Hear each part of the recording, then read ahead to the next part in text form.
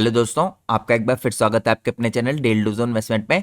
आज के दिन एक बार फिर से मैं आपके लिए एक नई कंपनी के ऊपर एक डिटेल फंडामेंटल एनालिसिस की वीडियो लेके आया हूँ। दोस्तों, आज के दिन हम जिस कंपनी का एनालिसिस करने वाले हैं, ये कंपनी की रिसेंटली लिस्टिंग हुई है।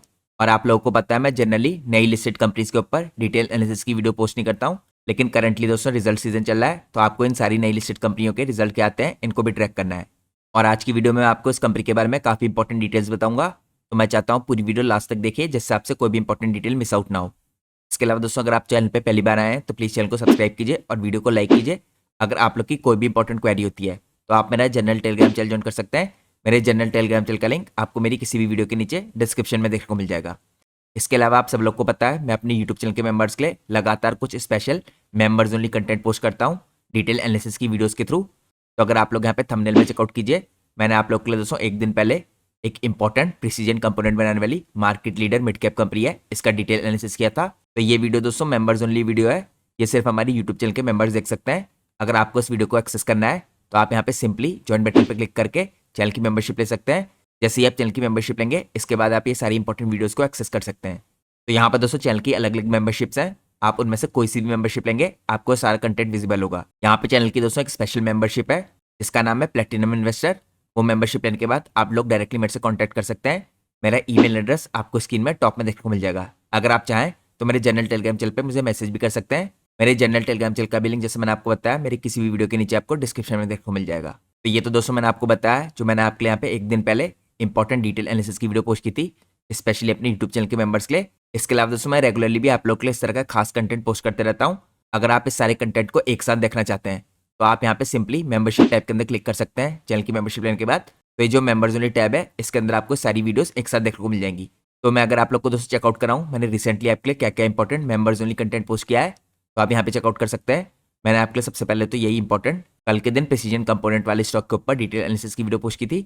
इससे पहले मैंने आपके लिए इसी हफ्ते में एरोस्पेस प्लस इंजीनियरिंग की कंपनी है एक, इसके ऊपर डिटेल एनालिसिस की वीडियो पोस्ट की थी। ये एक high growth small cap company है दोस्तों, तो आपको इसको भी स्टडी करना चाहिए। इसके अलावा मैंने आपके लिए एक हफ्ते पहले एक पीसीबी मैन्युफैक्चरिंग कंपनी है, ये भी हाई ग्रोथ माइक्रो कैप है, इसके ऊपर भी डिटेल एनालिसिस की वीडियो पोस्ट की थी।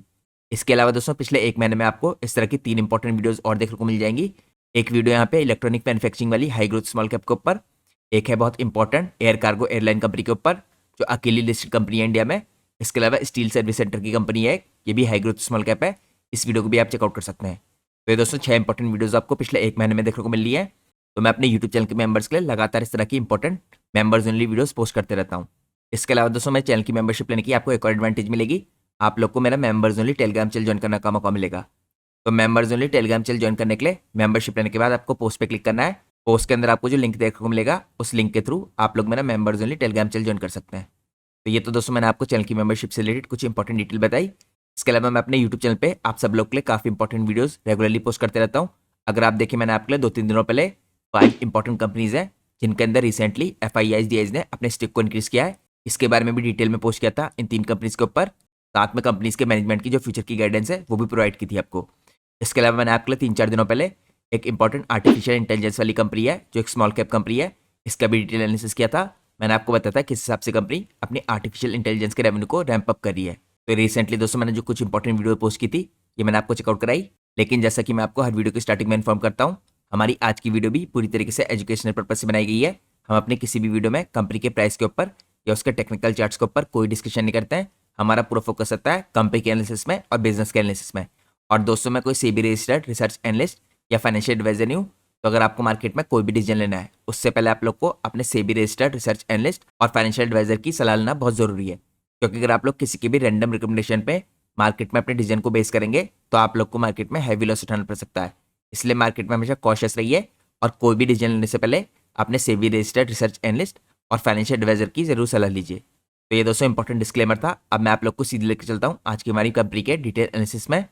तो जिस कंपनी के ऊपर आज हम डिटेल में डिस्कशन करने वाले हैं, इस कंपनी का नाम है Laser Power and Infra Limited. ये दोस्तों कंपनी इवॉल्व हुई है from a single unit cable maker to a diversified infrastructure enabler. यहाँ पे कंपनी पावर यूटिलिटीज के अंदर काम करती है, या आप कह सकते हैं इंडिया की पावर यूटिलिटीज को सर्व करती है। इसके अलावा ये कंपनी दोस्तों EPC कंपनीज को सर्व करती है, रेलवे को सर्व करती है, इंडस्ट्रियल क्लाइंट्स को सर्व करती है थ्रू एंड इंटीग्रेटेड यहाँ पे प्रोडक्ट इकोसिस्टम और टर्न की एग्जीक्यूशन कैपेबिलिटीज। अगर आप देखें दोस्तों, कंपनी की लेगेसी यहाँ पे स्पेंड करती है 35 ईयर्स की। लेजर पावर यहाँ पे मैन्युफैक्चर करता है और डिप्लॉय करता है मीडियम वोल्टेज यानी एमवी और लो वोल्टेज यानी LV power cables, aerial bunch cables, conductors, control cables, instrumentation cables, aluminium rods, aluminium alloy rods, इसके अलावा आर्मर रॉड्स जो सर्व करते हैं बोथ रिटेल और इंस्टीट्यूशनल सेगमेंट्स को under the brand name Laser. इसके अलावा दोस्तों कंपनी ने अपनी सप्लाई चेन को यहाँ पे स्ट्रेंथन करने के लिए एक्सपेंड किया है यहाँ पे नए वर्टिकल्स के अंदर through backward integration for wires, cables, EPC और power infrastructure projects in rural और अर्बन एरियाज। तो कंपनी के पास करंटली इस टाइम पे काफ़ी स्ट्रॉन्ग फुटहोल्ड है पैन इंडिया के अंदर ईपीसी प्रोजेक्ट्स के अंदर। और इनके जो क्लाइंट्स है दोस्तों ये इंक्लूड करते हैं यहाँ पे रेप्यूटेटेड सेंट्रल और स्टेट गवर्नमेंट की पावर डिस्ट्रीब्यूशन हाउसेस। इसके अलावा ये ड्रिवन है by strong ambition to be universal यहाँ पे brand of choice for consumers across the spectrum. और इसी के लिए कंपनी ने रिसेंटली अपनी कैपेसिटी को भी एक्सपेंड किया है। तो ये दोस्तों मैंने आपको कुछ इंपॉर्टेंट डिटेल बताई कंपनी के बारे में। मैं आपको कंपनी का प्रोडक्ट पोर्टफोलियो के बारे में बाकी डिटेल बाद में बताऊंगा। अब हम चलते हैं नेक्स्ट पार्ट में। नेक्स्ट पार्ट में अगर हम चेकआउट करें यहाँ पे कंपनी के माइलस्टोन्स को, तो दोस्तों इनिशियली देखिए कंपनी ने 1990s में एंट्री ली थी केबल मैन्युफैक्चरिंग के अंदर। 2006 में यहाँ पे इसने सिक्योर किया अपने ऑर्डर। ये ऑर्डर थे सप्लाई करने के लिए पीवीसी इंसुलेटेड आर्मर्ड यहाँ पे अनस्क्रीन्ड अंडरग्राउंड केबल्स। 2009 में कंपनी ने अपनी पहली मैन्युफैक्चरिंग यूनिट खोली। यहाँ पे इसने स्टार्ट किया पहली मैन्युफैक्चरिंग यूनिट को कंडुआ के अंदर यहाँ पे, जिसका एरिया आपको करीबन 6.26 एकड़ में दिखेगा। इसके बाद 2010 में दोस्तों पहला इंटरनेशनल ऑर्डर मिला कंपनी को अपने यहाँ पे, जो ऑर्डर था यहाँ पे सप्लाई करने का ट्रिपल एसी कंडक्टर्स, और ये कंपनी ने सप्लाई किया इथोपियन यहाँ पे इलेक्ट्रिकल पावर कॉर्पोरेशन को। इसके बाद 2015 में कंपनी ने बैकवर्ड इंटीग्रेशन किया। इसने यहाँ पे इंटीग्रेशन किया इनटू पॉलीमर कंपाउंडिंग और एल्यूमिनियम। 2018 में इसका पहला यहाँ पे सोलर ईपीसी प्रोजेक्ट हुआ दोस्तों। सिक्योर किया इसने पहला यहाँ पे ईपीसी प्रोजेक्ट सोलर से रिलेटेड। इसने स्टार्ट किया यहाँ पे सेकंड मैन्युफैक्चरिंग यूनिट को। फिर 2018 में कंपनी यहाँ पे ऑब्टेन की CCV line capable of manufacturing up to 66 kV. फिर 2019 में दोस्तों कंपनी ने नया इंस्टॉलेशन किया। इसने सेटअप किया एल्यूमिनियम रॉड रोलिंग मिल को इन मैन्युफैक्चरिंग यूनिट 2।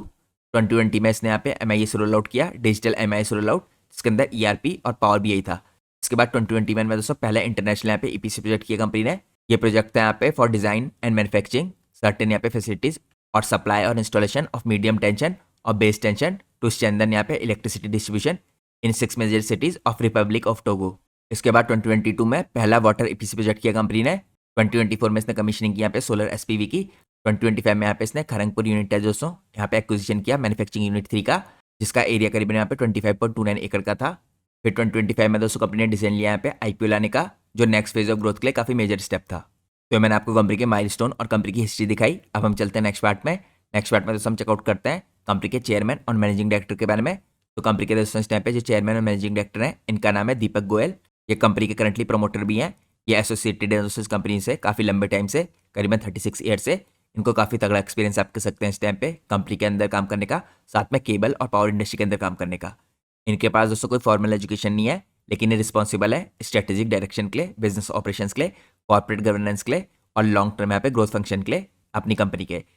इनको दोस्तों इसके अलावा देखिए काफ़ी इंपॉर्टेंट अवार्ड मिले हैं यंग बिजनेस लीडर का डेयर टू ड्रीम अवार्ड 2021 में बाय TV9 नेटवर्क। इसके बाद हरुन इंडस्ट्री अचीवमेंट अवार्ड 2024 में in power transmission and distribution solution by Hurun India. तो मैंने आपको दोस्तों कुछ बेसिक इन्फॉर्मेशन चेकआउट कराई कंपनी के चेयरमैन और मैनेजिंग डायरेक्टर के बारे में। अब हम चलते हैं नेक्स्ट पार्ट में। नेक्स्ट पार्ट में दोस्तों हम यहाँ पे चेकआउट करते हैं कंपनी का रेवेन्यू स्प्लिट, मैन्युफैक्चरिंग सेगमेंट और साथ पे कंपनी का डोमेस्टिक और एक्सपोर्ट का बिजनेस कैसे दिखता है।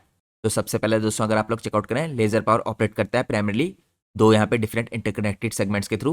यहाँ पे पहला सेगमेंट है मैन्युफैक्चरिंग का, जिसके अंदर आपको पावर, केबल्स, कंडक्टर्स और स्पेशलिटी प्रोडक्ट दिखेंगे। इसके बाद दूसरा सेगमेंट है EPC का, जिसके अंदर आपको टर्न की पावर डिस्ट्रीब्यूशन प्रोजेक्ट दिखेंगे। तो कंपनी की मैन्युफैक्चरिंग दोस्तों टिपिकली कंट्रीब्यूट करती है मेजॉरिटी ऑफ इट्स रेवेन्यू। यहाँ पे आपको कंपनी का रेवेन्यू 70 से 73% का आता हुआ दिखेगा मैन्युफैक्चरिंग की साइड से। इन रिसेंट ईयर दोस्तों यहाँ पे कंपनी का रेवेन्यू आपको दिखा है, स्पेशली यहाँ पे FY26 में 72.7% का जो आता है मैन्युफैक्चरिंग से, यानी इन दोनों सेगमेंट से, जिसके अंदर आपको पावर केबल्स और कंडक्टर्स दिखेंगे। विद इन मैन्युफैक्चरिंग दोस्तों जो पावर केबल्स है including LV MV power cables, aerial bunch cables, ABC और कंट्रोल केबल्स यहाँ पे डोमिनेंट कंट्रीब्यूटर हैं कंपनी के रेवेन्यू में। और इसके अलावा आपको बाकी 7 to 8% का रेवेन्यू आता हुआ दिखेगा कंडक्टर्स की तरफ से। इसके अलावा दोस्तों यहाँ पे कंपनी की जो EPC प्रोजेक्ट्स हैं देखिए ये कंट्रीब्यूट करते हैं यहाँ पे करीबन 27% का रेवेन्यू कंपनी के बिजनेस में। अगर आप देखें दोस्तों केबल कंट्रीब्यूट करता है फार मोर रेवेन्यू देन कंडक्टर्स, लेकिन कंपनी यहाँ पे वर्क कर रही है इंक्रीज करने के लिए कंडक्टर के शेयर को टुवर्ड्स 10 to 11% टोटल रेवेन्यू में, और ये कंपनी कर पा रही है यहाँ पे नई टेक्नोलॉजी पार्टनरशिप्स के थ्रू। इसके साथ साथ अगर आप यहाँ पे डोमेस्टिक और एक्सपोर्ट का स्प्लिट देखें तो कंपनी का यहाँ पे ओवरवेलमिंगली डोमेस्टिक से आता है रेवेन्यू। इंडिया अकाउंट करता है 95 to 97% कंपनी के रेवेन्यू, विद एक्सपोर्ट यहाँ पे आपको अफ्रीका में, साउथ एशिया में और मिडिल ईस्ट में आते हुए दिखेंगे, जो फॉर्म करते हैं काफ़ी स्मॉल पोर्शन 2 से 3% का कंपनी के रेवेन्यू में। गवर्नमेंट और यूटिलिटी दोस्तों इस टाइप पे जो क्लाइंट्स है ये डोमिनेट करते हैं, सिग्निफिकेंट शेयर यहाँ पे कंपनी के रेवेन्यू में, with private sector making up the rest. तो मैंने आपको चेकआउट करना है यहाँ पे रेवेन्यू का स्प्लिट, सेगमेंट कौन कौन से है और डोमेस्टिक और एक्सपोर्ट का यहाँ पे रेवेन्यू स्प्लिट कैसे दिखता है। अब हम चलते हैं नेक्स्ट पार्ट में। नेक्स्ट पार्ट में दोस्तों हम चेकआउट करते हैं कंपनी के प्रोडक्ट पोर्टफोलियो को। सबसे पहले मैं आपको चेकआउट करता हूँ कंपनी के कंडक्टर्स का प्रोडक्ट पोर्टफोलियो। तो कंडक्टर्स के अंदर दोस्तों कंपनी आगे चल के इंक्रीज करने वाली है अपने मार्केट शेयर को। अगर आप देखिए यहाँ पे लेजर पावर मैन्युफैक्चर करता है comprehensive range of high performance conductors for power transmission और डिस्ट्रीब्यूशन। आप सब लोग को पता है दोस्तों पावर इंडस्ट्री के अंदर काफ़ी तगड़ा केपेक्स चल रहा है, तो कंडक्टर्स की यहाँ पे काफ़ी ज़रूरत होती है। यहाँ पे अगर आप चेकआउट कीजिए इनके प्रोडक्ट इस टाइम पे इंजीनियर किए जाते हैं मीट करने के लिए डिमांड इस टाइम पे जो ग्रिड स्टैंडर्ड्स की होती है और इंटरनेशनल क्वालिटी के नॉर्म्स को फॉलो किया जाता है। यहाँ पे अगर मैं आपको कंडक्टर से टाइप दिखाऊं जो कंपनी बनाती है, तो यहाँ पे आपको STLS, AECC और TS कंडक्टर्स दिखेंगे फॉर ट्रांसमिशन और डिस्ट्रीब्यूशन। इसके अलावा आपको MVCC यानी मीडियम वोल्टेज कवर्ड कंडक्टर्स दिखेंगे। फिर आपको यहाँ पे ACRS, AAC, triple AC, AL59, AL7 और ASTR कंडक्टर्स दिखेंगे फॉर ट्रांसमिशन लाइन्स। अब दोस्तों हम चेकआउट करते हैं कंपनी के कुछ और इंपॉर्टेंट कंडक्टर्स। यहाँ पे आपको दिखेंगे insulated conductors, gap type STLS conductors. इसके बाद आपको एल्यूमिनियम अलॉय वायर रॉड्स दिखेंगे। अब हम यहाँ पे डिटेल में चेकआउट करें ये सारे कंडक्टर्स किन किन एप्लीकेशंस में इस्तेमाल होते हैं। तो सबसे पहले अगर आप चेकआउट कीजिए दोस्तों यहाँ पे STLS, AECC कंडक्टर्स, तो इनकी एप्लीकेशन आपको दिखेगी लॉन्ग स्पैन ट्रांसमिशन लाइन्स में, रिन्यूएबल एनर्जी की यहाँ पे एग्जीक्यूशन के अंदर, जिसके अंदर सोलर विंड्स दोनों आता है। फिर आपको हाई कैपेसिटी कॉरिडोर्स के अंदर इनका इस्तेमाल होता दिखेगा। यहाँ पे आपको रिकंडक्टरिंग के लिए ऑफ एग्जिस्टिंग T&D नेटवर्क के अंदर इनका इस्तेमाल होता दिखेगा। अब हम चलते हैं नेक्स्ट पार्ट में। यहाँ पे हम चेकआउट करते हैं दूसरे तरह के इंपॉर्टेंट कंडक्टर्स जो MVCC हैं, यानी मीडियम वोल्टेज कवर्ड कंडक्टर्स। इनकी एप्लीकेशन आपको होती दिखेगी सेफ, रिलायबल और फॉल्ट रेजिस्टेंट यहाँ पे overhead power distribution in forest, power transmission, urban spaces, storm prone areas और एरियाज जहाँ पे हाई पब्लिक और एनिमल यहाँ पे इंटरेक्शन होता है इनके अंदर। अब हम चलते हैं नेक्स्ट पार्ट में। हम चेकआउट करते हैं यहाँ पे दूसरे इंपॉर्टेंट तरह के कंडक्टर्स। इसके अंदर दोस्तों काफ़ी कंडक्टर्स आते हैं वैरायटी में, ACSR, double AC, triple AC, AL59, AL7, triple AC और एस्टर। तो यहाँ पे अगर आप देखें दोस्तों ये सारे भी ट्रांसमिशन लाइन में इस्तेमाल होते हैं, ओवरहेड ट्रांसमिशन लाइन्स में स्पेशली, और डिस्ट्रीब्यूशन लाइन्स के अंदर, रिवर क्रॉसिंग के अंदर, हाईवे क्रॉसिंग के अंदर, और साथ में जो विंडी टेरेन्स होती हैं दोस्तों जहाँ पे हवाएं ज़्यादा चलती हैं उन एरियाज़ में। अब हम चेकआउट करते हैं नेक्स्ट इंपॉर्टेंट कंडक्टर्स। ये इंसुलेटेड कंडक्टर्स हैं दोस्तों।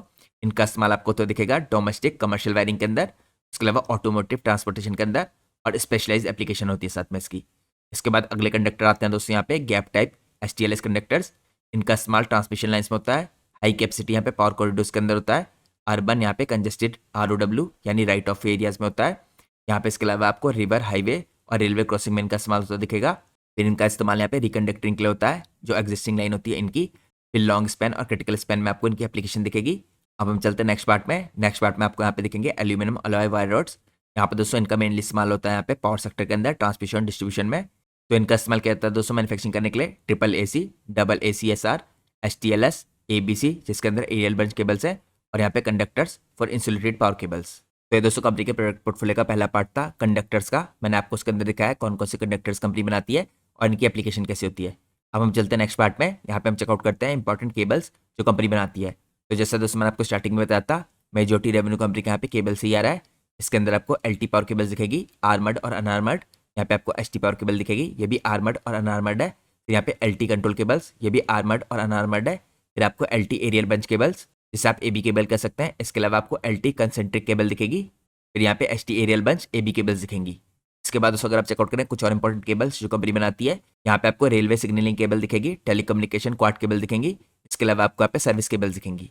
अब दोस्तों हम चेकआउट करते हैं इन सारी केबल्स का इस्तेमाल एप्लीकेशन कहाँ पे होती है। सबसे पहले अगर आप चेकआउट करें यहाँ पे LT पावर केबल्स को, तो LT पावर केबल्स का दोस्तों इस्तेमाल होता है पावर ट्रांसमिशन और पावर डिस्ट्रीब्यूशन में in power plants, industries, domestic purposes और वेरियस अदर प्रोजेक्ट्स। इसके बाद अगर आप चेकआउट करें यहाँ पे दूसरी important cables ST power cables, यहाँ पे इनका इस्तेमाल होता है पावर ट्रांसमिशन के अंदर और पावर डिस्ट्रीब्यूशन के अंदर in power plants, industries, cities, underground यहाँ पे MV केबल लेइंग के अंदर इनका इस्तेमाल होता है और वेरियस अदर प्रोजेक्ट्स के अंदर इनका इस्तेमाल होता है। अब यहाँ पे दोस्तों चेकआउट करते हैं नेक्स्ट इंपॉर्टेंट केबल LT यहाँ पे कंट्रोल केबल्स। इनका इस्तेमाल होता है यहाँ पे कंट्रोल और यहाँ पे इंस्ट्रूमेंटेशन पर्पसेस के लिए। इसके बाद अगर आप चेकआउट करें अगली important cable LT aerial bunch cables, इनका इस्तेमाल होता है पावर ट्रांसमिशन और डिस्ट्रीब्यूशन पर्पस के लिए। फिर दोस्तों एक और इंपॉर्टेंट केबल है यहाँ पे LT कंसेंट्रिक केबल्स, इनका इस्तेमाल पावर डिस्ट्रीब्यूशन और सर्विस एप्लीकेशंस में होता है। इसके बाद जो अगली इंपॉर्टेंट केबल है ST एरियल बंच केबल्स, इसका इस्तेमाल आपको पावर ट्रांसमिशन और डिस्ट्रीब्यूशन के अंदर होता दिखेगा। इसके बाद दोस्तों अगली इंपॉर्टेंट केबल है रेलवे सिग्नलिंग केबल्स, इनका इस्तेमाल रेलवे सिग्नलिंग और कम्युनिकेशन सिस्टम्स के अंदर होता है और पावर डिस्ट्रीब्यूशन सिस्टम्स के अंदर होता है। फिर अगली इंपॉर्टेंट केबल आती है दोस्तों यहाँ पे टेलीकम्युनिकेशन और क्वाड केबल्स, इनका इस्तेमाल रेलवे सिग्नलिंग और कम्युनिकेशन सिस्टम्स के अंदर होता है। इसके अलावा अगली केबल है दोस्तों यहाँ पे सर्विस केबल्स। इनका इस्तेमाल होता है डोमेस्टिक एप्लीकेशंस के लिए, जैसे हाउसिंग वायर में, अप्लायंसेज में, पावर डिस्ट्रीब्यूशन में, इलेक्ट्रिक पावर और लाइटिंग सिस्टम्स के अंदर, कंट्रोल पैनल के अंदर, इंटरनल वायरिंग के अंदर ऑफ मशीन्स और स्विच यार्ड्स के अंदर। तो ये भी कंपनी के लिए काफ़ी इंपॉर्टेंट केबल्स है। तो ये दोस्तों मैंने आपको चेकआउट कराई कंपनी की सारी इंपॉर्टेंट केबल्स और इनकी एप्लीकेशंस। और जैसा मैंने आपको दोस्तों स्टार्टिंग में बताया था 70 से 73% यहाँ पे कंट्रीब्यूशन होता है केबल्स का कंपनी के रेवेन्यू में, 7 to 8% कंट्रीब्यूशन होता है कंडक्टर्स का। अब जो बाकी 27% कंट्रीब्यूशन होता है कंपनी के रेवेन्यू में, मैं आपको चेकआउट कराता हूँ। ये सेगमेंट है यहाँ पे कंपनी का ईपीसी का। तो यहाँ पे दोस्तों ईपीसी के अंदर अगर आप ओवरव्यू करें तो लेजर पावर स्टेप पे end to end engineering, procurement और कंस्ट्रक्शन की सर्विस प्रोवाइड करता है फॉर पावर डिस्ट्रीब्यूशन और ट्रांसमिशन प्रोजेक्ट्स। यहाँ पे इसकी अगर आप कोर कैपेबिलिटीज देखें तो टर्न की एग्जीक्यूशन और ट्रांसमिशन डिस्ट्रीब्यूशन लाइन्स के अंदर काम करती है कंपनी। यहाँ पे कंपनी सब स्टेशन और इरेक्शन और ऑटोमेशन में काम करती है, स्मार्ट मीटरिंग और अंडरग्राउंड केबलिंग करती है, डिजाइन सर्वे और मटेरियल यहाँ पे सप्लाई इंटीग्रेशन करती है, पावर डिस्ट्रीब्यूशन करती है अप टू 33 kV, यहाँ पे upgrading to ABC in rural areas इसका काम करती है। इसके साथ साथ कंपनी यहाँ पे रिकंडक्टिंग करती है of transmission lines up to 765 kV। फिर कंपनी यहाँ पे ऑपरेटिंग करती है of substation up to 400 kV।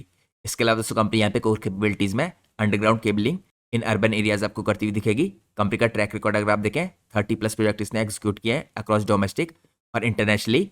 इसके बाद आपको कंपनी के ट्रैक रिकॉर्ड में 1 टाइम डिलीवरी दिखेगी विद जीरो मेजर यहाँ पे कॉस्ट ओवररन्स। साथ में कंपनी दोस्तों यहाँ पे अप्रूव वेंडर है पीजीसीएल की, तो ये काफ़ी इंपॉर्टेंट बात है क्योंकि दोस्तों पहले भी जब मैंने आपके लिए किसी भी इंपॉर्टेंट पावर सेक्टर के अंदर या पावर की कंपनी का डिटेल एनालिसिस किया है, आपको हमेशा बताया है कि पीजीसीएल काफ़ी बड़ा केपेक्स कर रहा है आने वाले 5-6 सालों में। तो जो भी कंपनी यहाँ पे पीजीसीएल के द्वारा अप्रूव्ड है इनको काफ़ी फायदा हो सकता है। और पीजीसीएल के अलावा कंपनी अप्रूव्ड है यहाँ पे मल्टीपल स्टेट डिस्कॉम्स के द्वारा और पीएसयूज के द्वारा, ये भी इंपॉर्टेंट बात है। इसके बाद दोस्तों यहाँ पे अगर आप वैल्यू प्रपोजिशन देखें तो इनकी जो इंटीग्रेटेड मैन्युफैक्चरिंग सप्लाई चेन है ये इंश्योर करती है मटेरियल की अवेलेबिलिटी और क्वालिटी कंट्रोल, वाइल जो इनकी इन हाउस यहाँ पे इंजीनियरिंग टीम है ये इनेबल करती है फास्टर मोबिलाइजेशन, रिड्यूसिंग यहाँ पे प्रोजेक्ट रिस्क और एनहांस करती है मार्जिन को। तो ये दोस्तों कंपनी का थर्ड इंपॉर्टेंट सेगमेंट है। इससे आपको ये भी पता चलता है कि यहाँ पे कंपनी का जो बिजनेस है काफ़ी बढ़िया तरीके से डाइवर्सिफाइड है। अब हम चलते हैं दोस्तों नेक्स्ट पार्ट में। यहाँ पे हम चेकआउट करते हैं प्रोजेक्ट जो इसने करंटली अंडरटेक किया है या आप कह सकते हैं करंटली जो अंडर एग्जीक्यूशन है। तो यहाँ पे आपको कंस्ट्रक्शन ऑफ न्यू 33 और 11 kV सब स्टेशन दिखेगा, electrical circuit on turnkey basis. फिर कंपनी आपको डेवलपमेंट ऑफ डिस्ट्रीब्यूशन इंफ्रास्ट्रक्चर और loss reduction at Nadia district करती हुई दिख रही है वेस्ट बंगाल के अंदर। इसके अलावा कंपनी आपको डेवलपमेंट करती हुई दिख रही है of distribution infrastructure at Badarpur circle. इसके अलावा दोस्तों कुछ और इंपॉर्टेंट यहाँ पे अंडर एग्जीक्यूशन जो कंपनी के प्रोजेक्ट्स हैं अगर आप चेकआउट कीजिए, यहाँ पर डेवलपमेंट करी है of distribution infrastructure at electric supply circle Chatra under Dhanbad, या आपको झारखंड स्टेट के अंदर दिखेगा अंडर आरडीएसएस स्कीम। इसके बाद company development of distribution infrastructure for loss reduction at Paschim Medinipur के अंदर दिखेगा वेस्ट बंगाल में। फिर company development of distribution infrastructure for loss reduction at Nadia district करी है वेस्ट बंगाल के अंदर। यहाँ पे कंपनी सप्लाई करी है लास्टली दोस्तों और कंस्ट्रक्शन करी है मीडियम टेंशन और इसके अलावा बेस टेंशन इलेक्ट्रिकल नेटवर्क का फॉर स्ट्रेंथनिंग यहाँ पे इलेक्ट्रिकल पावर डिस्ट्रीब्यूशन कैपेबिलिटी टोंगो के अंदर। ये इंटरनेशनल प्रोजेक्ट है। तो यहाँ पे करंटली आपको कंपनी के प्रोजेक्ट अलग अलग स्टेट्स में जैसे आसाम हो गया, वेस्ट बंगाल हो गया, झारखंड हो गया और इंटरनेशनली यहाँ पे टोगो के अंदर भी होते हुए दिख रहे हैं। अब दोस्तों हम चलते हैं एनालिसिस के नेक्स्ट पार्ट में। यहाँ पे हम चेकआउट करते हैं कंपनी के फाइनेंशियल्स को। तो यहाँ पे दोस्तों हमें सिर्फ ईयर ऑन ईयर बेसिस पे आंकड़े पता चलेंगे क्योंकि कंपनी देखिए अभी भी लिस्ट हुई है। कंपनी की लिस्टिंग 16 जुलाई को हुई है, तो अभी कुछ भी दिन नहीं हुए हैं दोस्तों। तो यहाँ पे अगर आप चेकआउट कीजिए वाई बेसिस पे कंपनी ने कैसी ग्रोथ करके दिखाई है। तो ईयर ऑन ईयर बेस पे दोस्तों कंपनी के रेवेन्यू है ये आपको थोड़े से डिक्लाइन होते दिख रहे हैं। यहाँ पे ईयरली बेस पे कंपनी के रेवेन्यू 9.5% डाउन है। इसके अलावा कंपनी के अगर आप एबिटा देखें दोस्तों तो 250 करोड़ से इंक्रीज होकर 301 करोड़ का हुआ है, यानी यहाँ पे 20.4% का जंप है कंपनी के एबिटा में। जिसके कारण दोस्तों कंपनी के प्रॉफिट आपको यानी प्रॉफिट आफ्टर टैक्स यहाँ पे 107 करोड़ से इंक्रीज होकर 152 करोड़ के होते दिख रहे हैं, यानी ईयर ऑन ईयर बेस पे कंपनी के पैट में 42% का जंप है। अब दोस्तों ऐसा क्यों है कि कंपनी के यहाँ पे रेवेन्यू डाउन है लेकिन प्रॉफिट और एबिटा में काफ़ी बढ़िया तरीके से शार्प जंप देखने को मिला है। दोस्तों इसका बहुत इंपॉर्टेंट रीजन है, यहाँ पे कंपनी ने डेलिबरेटली शिफ्ट किया है from commoditized lower margin product towards higher value products, जिसके अंदर आपको हायर वैल्यू स्पेशलिटी और एडवांस प्रोडक्ट दिखेंगे इंक्लूडिंग यहाँ पे नई टेक्नोलॉजी के कंडक्टर्स। और इसके कारण दोस्तों आपको ओवरऑल जो वॉल्यूम है ये डाउन देखने को मिल रही है, लेकिन आपको जो मार्जिन है सिग्निफिकेंटली बेटर देखने को मिल रहा है जिन्होंने इंप्रूव किया है यहाँ पे कंपनी की प्रॉफिटेबिलिटी को। साथ में दोस्तों कंपनी ने इंप्रूव किया है यहाँ पे अपने प्रोडक्ट मिक्स को, ऑपरेशनल एफिशिएंसीज को, और साथ में कंपनी को बैकवर्ड इंटीग्रेशन और कॉस्ट कंट्रोल का भी बेनिफिट मिल रहा है। यहाँ पे जो हायर एबिटा और पैट मार्जिन है ये मोर देन ऑफसेट कर रहे हैं टॉप लाइन के डिक्लाइन को जो रिसेंटली आपको देखने को मिला है, और रिजल्ट कर रहे हैं यहाँ पे स्ट्रॉन्ग प्रॉफिट ग्रोथ के अंदर। इसके अलावा दोस्तों रिसेंटली 2025 में कंपनी ने कैपेसिटी एक्सपेंशन किया है, तो यहाँ पे कंपनी के रेवेन्यू को रैंप अप करने में मदद करेगा। अब हम चलते हैं नेक्स्ट पार्ट में। नेक्स्ट पार्ट में हम चेकआउट करते हैं यहाँ पे कंपनी के प्रॉफिट मार्जिन में ये चीज़ें आपको क्लियरली देखने को मिलेंगी। यहाँ पे अगर आप कंपनी के ऑपरेटिंग प्रॉफिट मार्जिन देखें दोस्तों तो 2023 में आपको यहाँ पे करीबन 8% के दिख रहे थे, 24 में इंक्रीज होकर 9% के हुए, 25 में 10% के, और यहाँ पे मार्च 26 में अभी तक हाईएस्ट है 13% के। तो लगातार दोस्तों यहाँ पे मार्जिन एक्सपेंशन हो रहा है क्योंकि कंपनी यहाँ पे अपने प्रोडक्ट मिक्स में चेंज कर रही है और हायर मार्जिन वाले यहाँ पे कंडक्टर्स जो नई टेक्नोलॉजी से बनते हैं उनकी मैन्युफैक्चरिंग कर रही है।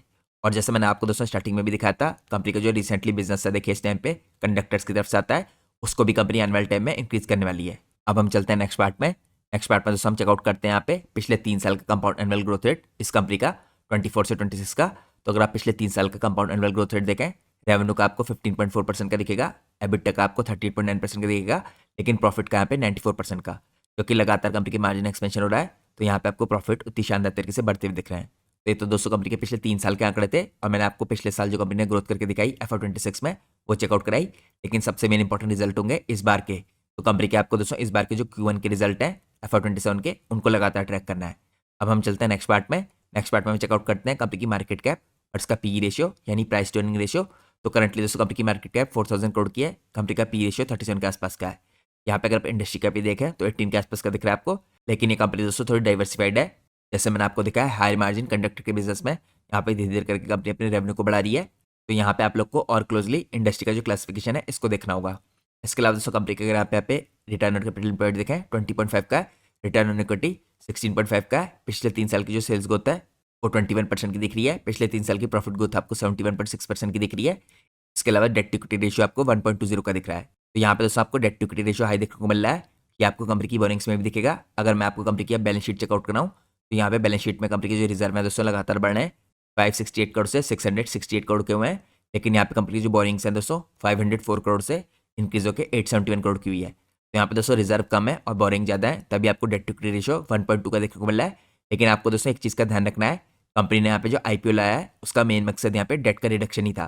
तो कंपनी के मुताबिक दोस्तों यहाँ पे अपने डेट को रिड्यूस करना चाह रहे हैं और इसी रीजन से दोस्तों जो IPO की प्रोसीड है इसमें से कंपनी 490 से 500 करोड़ यहाँ पे डेट रिडक्शन के लिए खर्च करेगी। तो यहाँ पे उसके बाद कंपनी का डेट आपको काफ़ी कम होता दिखेगा। इसके बाद डेट टू इक्विटी रेशियो करीबन यहाँ पे 0.5 के आसपास आपका होता दिखेगा। तो यहाँ पे आप कह सकते हैं डेट टू इक्विटी रेशियो काफ़ी हेल्दी हो जाएगा, जिससे कंपनी की बैलेंस शीट दोबारा से आपको हेल्दी होती दिखेगी। लेकिन दोस्तों बैलेंस शीट में आपको डेट का रिडक्शन दिखेगा Q1 FY27 के रिजल्ट के बाद। इसके अलावा अगर आप देखिए कंपनी की फिक्स एसेट ये लगातार आपको बढ़ते हुए दिखे हैं, स्पेशली दोस्तों यहाँ पे कंपनी ने कैपेसिटी एक्सपेंशन किया है, इसके कारण 176 करोड़ से कंपनी के फिक्स एसेट आपको 214 करोड़ के होते दिख रहे हैं। तो दोस्तों मैंने आपको कंपनी की बैलेंस शीट दिखाई। अब हम चलते हैं नेक्स्ट पार्ट में। नेक्स्ट पार्ट में अगर आप कंपनी के कैश फ्लो देखें तो यहाँ पर दोस्तों कैश फ्रॉम ऑपरेटिंग एक्टिविटी आपको इस साल देखिए नेगेटिव दिख रहा है 119 करोड़ का। तो आपको देखना है यहाँ पे IPO आने के बाद इसमें क्या चेंज आता है। इसके अलावा दोस्तों कंपनी की जो नेट कैश फ्लो है आपको 22 करोड़ का दिख रहा है। तो ये आंकड़े दोस्तों इंपॉर्टेंट तो है, लेकिन IPO आने के बाद जो पहला रिजल्ट होता है उसके आंकड़े आपको सबसे इंपॉर्टेंट दिखेंगे। अब हम चलते हैं नेक्स्ट पार्ट में। नेक्स्ट पार्ट में हम चेकआउट करते हैं कंपनी की रेशियोज को। तो यहाँ पर दोस्तों कंपनी के डेटर डेज बढ़े हैं थोड़े से 159 से 216। इसके अलावा इन्वेंट्री डेज यहाँ पे 98 से 124 हुए हैं। यहाँ पे डेज पेबल आपको 146 से 173 होते दिख रहा है। यहाँ पे कैश कन्वर्जन साइकिल थोड़ा इंक्रीज होता दिख रहा है 111 डेज से 168 डेज का। और यहाँ पे जो वर्किंग कैपिटल डेज है ये आपको 60 से थोड़ा कम होते दिख रहे हैं 59। तो यहाँ पे दोस्तों आपको Q1 FY27 के रिजल्ट एनालाइज करना है, जब वो आएंगे उससे दोस्तों हमें पता चलेगा कंपनी अपनी IPO प्रोसीड्स का किस तरह से इस्तेमाल करती है अपने वर्किंग कैपिटल साइकिल को इंप्रूव करने के लिए। इसके अलावा अगर कंपनी का आप रिटर्न कैपिटल एम्प्लॉयड देखें तो लगातार बढ़ा है 13% से 15%, 21% और करंटली भी 21% का है। अब हम चलते हैं नेक्स्ट पार्ट में। नेक्स्ट पार्ट में मैं आपको चेकआउट करता हूँ यहाँ पे शेयर होल्डिंग पैटर्न। तो अभी तो दोस्तों वैसे शेयर होल्डिंग पैटर्न बहुत इंपॉर्टेंट नहीं है क्योंकि नई लिस्टिंग हुई है कंपनी की। तो जब कंपनी के अंदर IPO लॉक इन पीरियड खत्म होगा उसके बाद आपको पता चलेगा कि कौन कौन से इन्वेस्टर्स में रहते हैं और कौन से निकलते हैं। लेकिन फिर भी दोस्तों आपको यहाँ पे देखना है कि काफ़ी बड़े बड़े यहाँ पे FIIs DIs कंपनी में इन्वेस्ट कर चुके हैं। यहाँ पे आपको FIIs की होल्डिंग दिखेगी 2.09% की और आपको DIs की होल्डिंग लिस्टिंग के बाद दिख रही है 10.26% की। तो यहाँ पे दोस्तों स्ट्रॉन्ग 12% से ऊपर की आपको FIIs और DIs की होल्डिंग दिख रही है एक स्मॉल कैप कंपनी में, क्योंकि करंटली कंपनी की मार्केट कैप खाली 4000 करोड़ की है। अब दोस्तों यहाँ पे अगर हम क्लोजली देखें कौन कौन से यहाँ पे DIs इन्वेस्टेड है कंपनी में, तो यहाँ पे आपको नोटेबल फंड पार्टिसिपेट करते हुए दिख रहे हैं दोस्तों कंपनी के IPO में। इसके अंदर काफी इंपॉर्टेंट इंस्टीट्यूशनल एंकर इन्वेस्टर्स हैं, जैसे आपको यहाँ पे निपॉन इंडिया म्यूचुअल फंड दिखेगा, HDFC म्यूचुअल फंड दिखेगा, कोटक महिंद्रा म्यूचुअल फंड दिख रहा है, मेरा एसेट मैनेजमेंट फंड दिख रहा है, यहाँ पे मोतीलाल ओसवाल म्यूचुअल फंड दिख रहा है, फिर अदर पार्टिसिपेंट दिख रहे हैं जैसे बंधन म्यूचुअल फंड हो गया, एल्डेवाइस म्यूचुअल फंड हो गया और bank of India mutual fund. तो काफी बड़े बड़े दोस्तों म्यूचुअल फंड आपको इसके अंदर इंस्टीट्यूशनल एंकर इन्वेस्टर दिख रहे हैं IPO के बाद। तो मैंने आपको कंपनी के शेयर होल्डिंग पैटर्न के अंदर कुछ इंपॉर्टेंट डिटेल चेकआउट कराई। अब हम चलते हैं लास्ट पार्ट में अपने एनालिसिस के। इसके अंदर हम चेकआउट करेंगे कंपनी के केपेक्स के प्लान और यहाँ पे रेवेन्यू की गाइडेंस। तो वैसे तो दोस्तों यहाँ पे ये सारे प्लान्स और गाइडेंस Q1 के रिजल्ट के बाद ज़्यादा इंपॉर्टेंट हो जाती है, क्योंकि IPO के बाद जो पहले रिजल्ट होते हैं वो बहुत इंपॉर्टेंट होते हैं। फिर भी मैं आपको बता दूं कि रिसेंटली यहाँ पे मैनेजमेंट ने केपेक्स को लेके और रेवेन्यू की गाइडेंस को लेके क्या बात कर रखी है। तो कंपनी ने दोस्तों यहाँ पे एक्सपेंड किया अपनी मैन्युफैक्चरिंग कैपेसिटी, जैसे मैं आपको ऑलरेडी बता चुका हूँ कि आपको होती दिख रही है 85,000 प्लस एमटी के आसपास अक्रॉस 3 फैसिलिटीज जो वेस्ट बंगाल में है कंपनी की। और करंट जो यूटिलाइजेशन यहाँ पे प्रोवाइड करता है सब्सटेंशियल हेडरूम अराउंड 62 से 65% का। इसके अलावा मैनेजमेंट ने दोस्तों इंडिकेट किया है कि यहाँ पे एग्जिस्टिंग जो कैपेसिटी है लार्जली सफिशिएंट है नियर टर्म की ग्रोथ के लिए। और करंटली कंपनी कोई भी मेजर कैपेक्स नहीं कर रही है इमीडिएटली, लेकिन इन्होंने यहाँ पे यूटिलाइज किया है। लेकिन इनके पास यहाँ पे लैंड है दोस्तों जिसको कंपनी यूटिलाइज कर सकती है यहाँ पे फर्दर अगर इन्हें एक्सपेंशन करना है उसके लिए। आईपीओ प्रोसीड दोस्तों मेनली यहाँ पे लगेंगी डेट के रिडक्शन में, जैसे मैं आपको ऑलरेडी बता चुका हूँ। इसमें फोकस एरिया होगा यहाँ पे इंप्रूव करने का यूटिलाइजेशन, बैकवर्ड इंटीग्रेशन, शिफ्ट करना टुवर्ड्स हायर मार्जिन प्रोडक्ट्स, और यहाँ पे लॉन्गर टर्म के एम्बिशन है कंपनी के इंक्लूडिंग यहाँ पे further capacity ramp up and diversification. इसके बाद दोस्तों अगर आप रेवेन्यू की और फ्यूचर की ग्रोथ की गाइडेंस देखें कंपनी की, तो मैनेजमेंट यहाँ पे टारगेट कर रहा है रीच करने के लिए 4,000 करोड़ का एनुअल रेवेन्यू में नेक्स्ट 3 साल में। अभी कंपनी का दोस्तों 2,000 करोड़ के आसपास का एनुअल रेवेन्यू है, तो 2 से 3 साल में कंपनी इस रेवेन्यू को डबल करना चाह रही है। और सपोर्टेड है बाय स्ट्रॉन्ग ऑर्डर बुक जो आपको कंपनी की दिखेगी करीबन यहाँ पे 3200 करोड़ की। यहाँ पे कैपेसिटी हेडरूम भी है दोस्तों for scaling without heavy investment, तो ये भी पॉजिटिव बात है। इसके अलावा इंडिया का जो ऑनगोइंग दोस्तों पावर ट्रांसमिशन और डिस्ट्रीब्यूशन का इंफ्रास्ट्रक्चर पुश है, जैसे मैं आपको ऑलरेडी चेकआउट करा चुका हूँ, काफी तगड़ा केपेक्स हो रहा है इंडिया में। तो ये पावर सेक्टर को ड्राइव करेगा, स्पेशली ऐसी कंपनियों को जो केबल्स और कंडक्टर्स के अंदर काम कर रही हैं। तो मैनेजमेंट के मुताबिक दोस्तों जो कंपनी के लिए यहाँ पे की ड्राइवर्स हैं, इसके अंदर आपको आते हुए दिखेंगे हायर यूटिलाइजेशन के रेट, इंक्रीज यहाँ पे contribution from advance conductors, EPC यहाँ पे synergies, expansion in government schemes. और कंपनी ऑलरेडी शो कर चुकी है स्ट्रॉन्ग हिस्टोरिकल ग्रोथ, और कंपनी एक्सपेक्ट कर रही है यहाँ पे ऑपरेटिंग लेवरेज प्लस यहाँ पे डेट रिडक्शन सपोर्ट करने के लिए बहुत रेवेन्यू और प्रॉफिटेबिलिटी के इंप्रूवमेंट को। तो डेट रिडक्शन का दोस्तों फायदा कई तरीके से होता है देखिए, क्योंकि डेट के लिए दोस्तों लगातार कंपनी को इंटरेस्ट देना पड़ता है। करंटली कंपनी का जो इंटरेस्ट था 2026 में वो 133 करोड़ का था, तो ऑटोमेटिक है जब यहाँ पे डेट रिडक्शन होगा तो कंपनी का इंटरेस्ट कम होगा, तो उसका इंपैक्ट आपको पॉजिटिवली प्रॉफिटेबिलिटी में होता दिखेगा। तो आप लोग को इस तरह के इंपॉर्टेंट फैक्टर्स को भी अपने ध्यान में रखना है। तो ये दोस्तों आज की हमारी इंपॉर्टेंट डिटेल एनालिसिस की वीडियो थी, और अभी दोस्तों कंपनी की रिसेंटली लिस्टिंग हुई है, तो यहाँ पे जब कंपनी के बारे में और इंपॉर्टेंट डिटेल सामने आएंगी या कंपनी के जब Q1 FY27 के रिजल्ट आएंगे, तो उसके बाद जो भी इंपॉर्टेंट इन्फॉर्मेशन मैनेजमेंट देगा वो मैं आपके साथ शेयर करूंगा। और जैसा कि मैं आपको हर वीडियो की स्टार्टिंग में इन्फॉर्म करता हूँ, हमारी आज की वीडियो भी पूरी तरीके से एजुकेशन पर्पज से बनाई गई है। हम अपनी किसी भी वीडियो में किसी कंपनी के प्राइस के ऊपर या उसके टेक्निकल चार्ट्स के ऊपर कोई डिस्कशन नहीं करते हैं। हमारा पूरा फोकस रहता है कंपनी के एनालिसिस में और इंडस्ट्री के एनालिसिस में। और दोस्तों मैं कोई सेबी रजिस्टर्ड रिसर्च एनालिस्ट या फाइनेंशियल एडवाइजर नहीं हूँ, तो अगर आपको मार्केट में कोई भी डिसीजन लेना है उससे पहले आप लोग को अपने सेबी रजिस्टर्ड रिसर्च एनालिस्ट और फाइनेंशियल एडवाइजर की सलाह लेना बहुत ज़रूरी है। क्योंकि अगर आप किसी की भी रैंडम रिकमेंडेशन पे मार्केट में अपने डिसीजन को बेस करेंगे तो आप लोग को मार्केट में काफ़ी हैवी लॉस उठाना पड़ सकता है। इसलिए मार्केट में हमेशा कॉशियस रहिए और कोई भी डिसीजन लेने से पहले अपने सेबी रजिस्टर्ड रिसर्च एनालिस्ट और फाइनेंशियल एडवाइजर को जरूर कंसल्ट कीजिए। तो ये दोस्तों आज का हमारा इंपॉर्टेंट डिटेल एनालिसिस था। अगर आपको आज की वीडियो पसंद आई है तो प्लीज़ वीडियो को लाइक कीजिए और चैनल को सब्सक्राइब कीजिए। Thanks for watching guys, take care.